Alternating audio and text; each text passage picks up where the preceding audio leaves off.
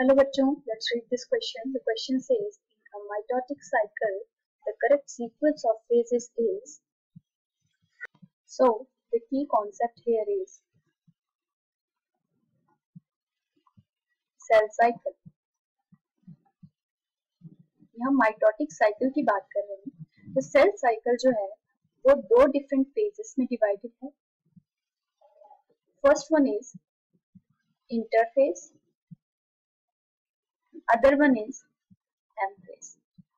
M phase को mitotic phase भी बोलते हैं और इंटरफेस को प्रेपरेटरी फेज भी बोलते हैं.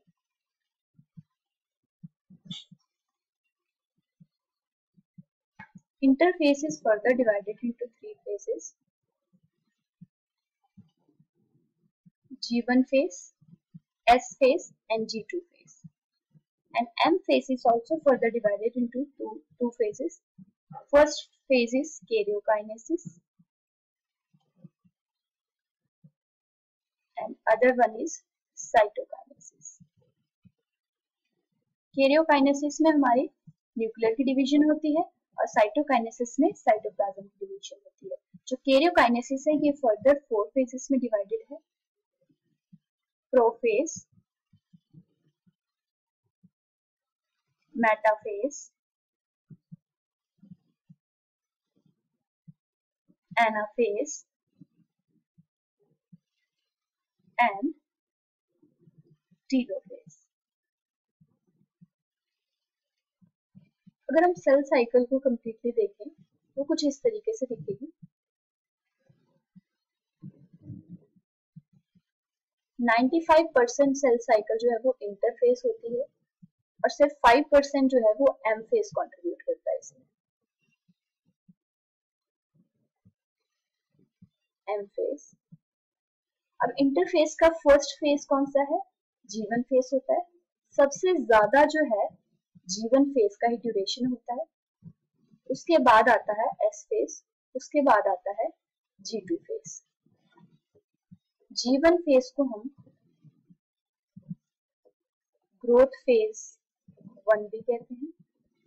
ये सबसे ज्यादा मेटाबॉलिक एक्टिव फेज होता है जहां पे सारी ऑर्गेनेलिज सब कुछ डुप्लीकेट करता है.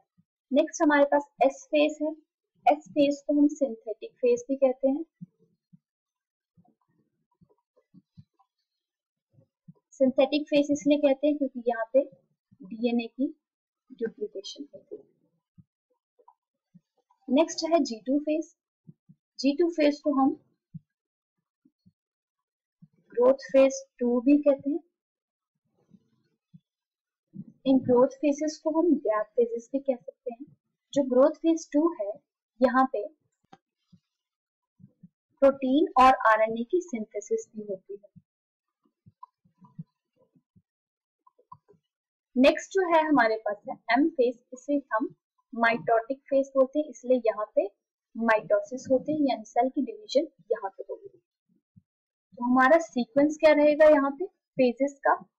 First phase is G1 phase, then S phase, then G2 phase and last M phase. अब हम अपना क्वेश्चन देखते हैं. In mitotic cycle the correct sequence of phases is. Option A है G1, S, G2, M. तो ये option correct है क्योंकि G1 फेज के बाद S फेज आता है, उसके बाद G2 and then M. Option B में M फेज से स्टार्ट किया तो M फेज से स्टार्टिंग नहीं होती, स्टार्टिंग G1 फेज से होती है, इसलिए ये ऑप्शन गलत है. ऑप्शन सी में G1 के बाद G2 आ गया, इसलिए ये ऑप्शन भी गलत हो जाता है. ऑप्शन डी में S फेज से स्टार्ट किया, इसलिए ये ऑप्शन भी गलत हो जाता है. So the final answer is option A. Hope you understood it well. Best of luck.